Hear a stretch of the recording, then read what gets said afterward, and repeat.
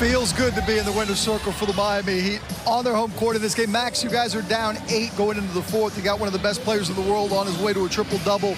The challenge is early in the season of not playing well. How did you put it together to finish this game? It took everything. We just found a way to grind it out. For us to get a win like that is huge for us with how our season's gone thus far. To grind one out of the mud and win one like that is huge for our confidence, and hopefully we'll push our momentum forward. You guys always talk about next man up, and, you know, Tyler goes out early, doesn't return to the game. Duncan gets his minutes, makes the most of it, and you go out and you get 24. What's that characteristic that makes it so special for this team that you're able to do that in these moments? We can all play. I mean, we're all basketball players. We're all capable of going off any single night. So, and we're all enjoying each other when we do that. So, Duncan was huge tonight. Hit some really big shots, and we're all happy for him. And hopefully we keep doing that, keep going forward. You always say it. You're going to keep shooting. You're going to bounce back. You trust yourself. In Sacramento, you have a tough loss. You get that great look, and I know that was eating you up. To be able to bounce back tonight, for you, what does that mean to have this big night? I don't worry about one game. I take one game at a time. I already forgot about that game. So, I didn't mean to remind you. Yeah, thank you. But no, just looking forward to I already forgot about this one. You know, it's a good win. Well, we got a tough one tomorrow again. So they just beat us bad in sacks, so we got to come back and get one tomorrow. Final question. You guys have talked a good game as far as like, hey, we're not going to let the slow start get to us. We're not going to panic. But I've got to imagine that in practice and conversations, it's not easy when a team that you know is capable is 2-5. Yeah, no. This is not how 2-5 is not Miami Heat basketball. So we know what it takes. We're capable of it. Winning cures everything. So as long as we keep winning, everything's going to take care of itself. Oh, good to win. We'll see you tomorrow night. Great game, Max. Thank you very much. And here with Duncan Robinson following this win by the Heat over the Warriors. Duncan, for you, 17 points, and obviously a big part of this victory. When you get rolling like that, I know I've asked you many times before how that feels, but do you sense early in the game when you're getting those opportunities to fall that you're going to have one of those nights? Not necessarily. You know, just try to take it as it comes, be aggressive, and let it fly.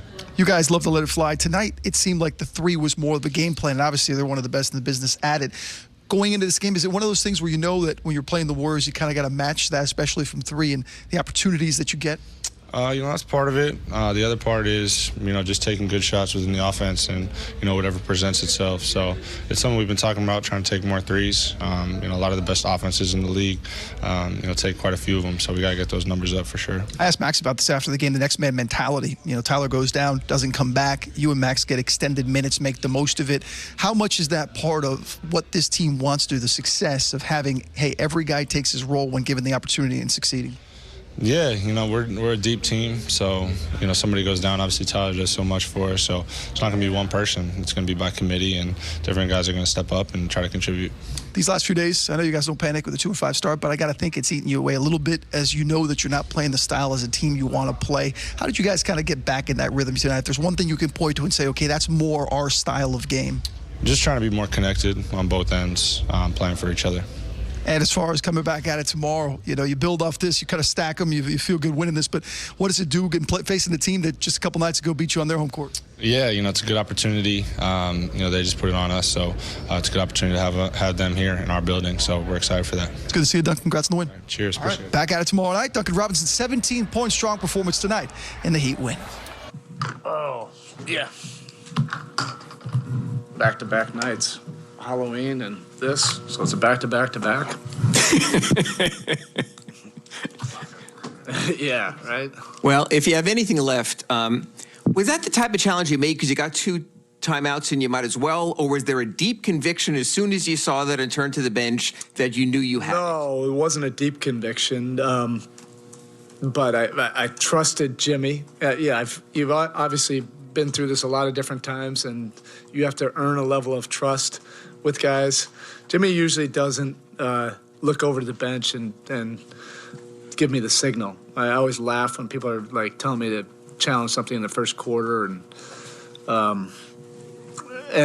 really at that point, you know, it could be a very big momentum swing. So he and Kyle both, you know, looked over. I was waiting, you know, to see from the bench, but couldn't really tell. So.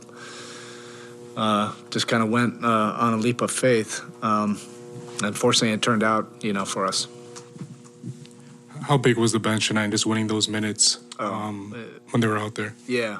You know, this is we want to just stack good days. That's the whole thing, right now. How many good days can we stack and build on it? We've been working to try to find a flow, with the first unit, and then also with the second unit. They've really been working diligently, to be able to provide like a big time spark, for us, and that's what they did tonight. The entire bench was very inspirational. Gabe had 8 rebounds. He was all over the place. It just shows you how you can really impact winning, in a lot of different ways. I thought he had his fingerprints all over that second half. Duncan was, creating so many like positive triggers for us offensively, and even just the space he was creating, for other guys. Dedmon gave us some really good minutes. I just felt like he had a live body, tonight. I think those extra days really helped him. And Max just continues, to step up and fill a lot of different roles. With Tyler out in the second half, he had to start and play, some bigger minutes there. And I thought he was rock solid as well. I know it's only the 8th game, but it hasn't been a great start. Guys press and get frustrated when that happens. You're down 10 in the third to a really good team, late in the third to a really good team. How worried are you in these moments, and what I guess, where did the confidence come from with this group when things haven't been going well? Yeah, there's and weren't not going well in that moment. Yeah, I don't think there's necessarily confidence, Tim. I think you have to go through it. That's where you develop confidence. You develop a grit. You develop some mental toughness, that collective resolve. And the only way to really develop that is to go through it, to have the frustrating moments, to come together. I thought there was a lot of good dialogue, guys holding each other accountable, speaking eye to eye what we really needed, during the course of the game, and finding solutions. So you want to use all these experiences to steel yourself and develop some of that grit. Tyler Hero on that play, and I know he was sort of questionable at halftime. Can you take us through the process of when you knew you were without him? And honestly, with a game tomorrow, prognosis may be going ahead. I don't know right now. He looked better now than he did when he was walking off the court. It wasn't that he got crushed on the skull. It's just he got hit in his eye, and so that puffed up immediately. And he couldn't see out of that eye. He was using the halftime to see if he could get back out there, and the trainers really decided hey, let's not to jump the gun so early in the season on this. And so we'll just see how he feels tomorrow. After the game in the locker room, he looked better, but we'll have to wait till tomorrow. Spo, in a game when there's so many elite shooters, when you have a night like that from Duncan Robinson to kind of show, once again, he's just one of the best shooters on the planet, what does that just do for you guys to show how dangerous it can be? I mean, Jimmy will probably say, hey, I shot 7 threes tonight. I'm the shooter. I'm the one that's creating the space for Duncan's drives. Duncan is so ignitable, and regardless of whether he's knocking down shots, he has that reputation that everybody on the opposing bench is screaming, and always trying to call out where he is and what kind of actions he does. He has a great feel and nuance for how to set screens, or how to get behind the defense where they don't see him, or how to run to the ball to create an action, an overreaction. And he's been steady. This is not easy, for any of these guys as we're trying to figure this all out. But he has incredible grit and perseverance. Nothing that happens will affect his approach the next day. He just comes in every single day working at it, and those minutes were so important. I think he was plus almost 20 in the game. And you're playing against a team like Golden State where they have shooters all over the place. Well, you need to fight shooters with shooters as well. Maybe it's because Duncan was out there more, but it seemed like there were more handoffs today. How important was that in getting reaching the 43 mark tonight? Yeah, there's a lot of different factors to that. I think there's a little bit more poise during middle of possessions when we could cough up some maybe quick shots or ill-advised shots where we don't know where that could turn into something else. Jimmy getting quite a few attempts up helps. Those guys launching them. But I thought all of it was kind of in our strength zones. We also were getting into the paint, getting to the rim, attacking. That's first and foremost for us.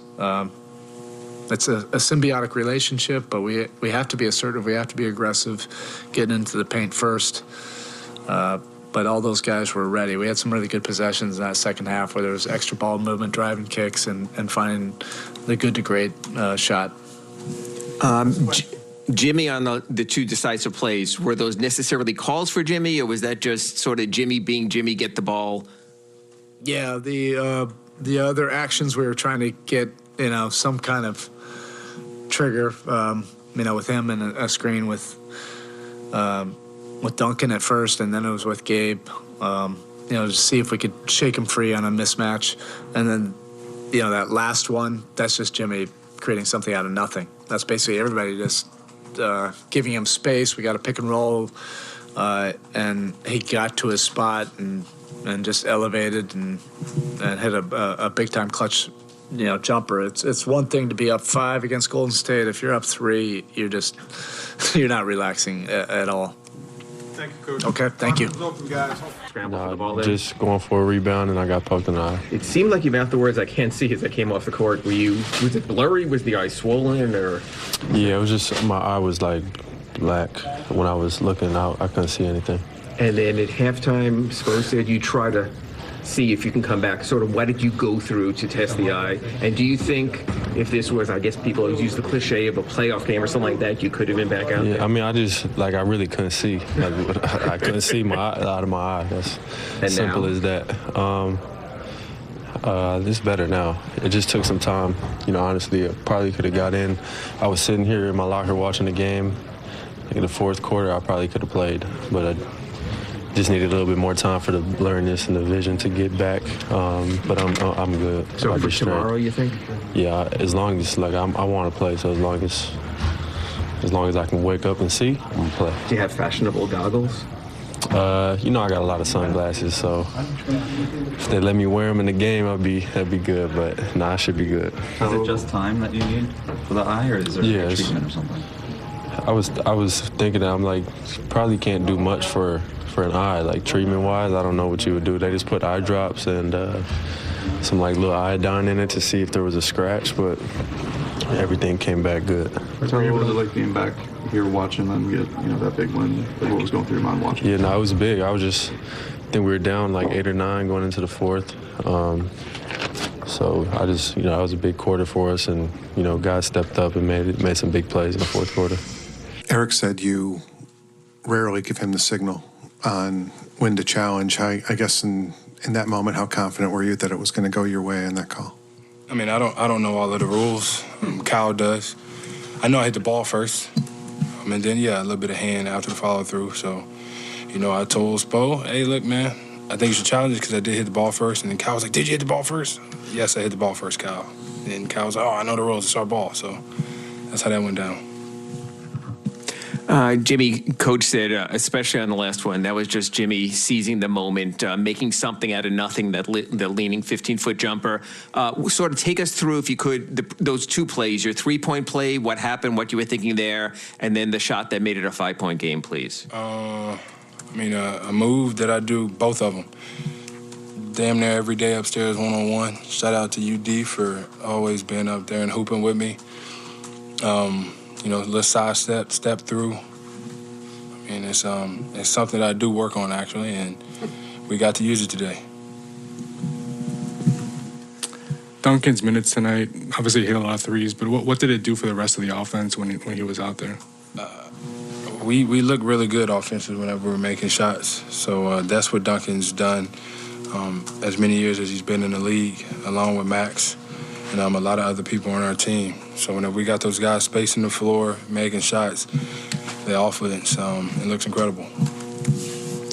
Jimmy, I know you guys often say don't play the result. We have to play well. We have to play our game. So in addition to getting the W that I'm sure you wanted, did you feel this was closer to what you have been trying to achieve through these first 8 games?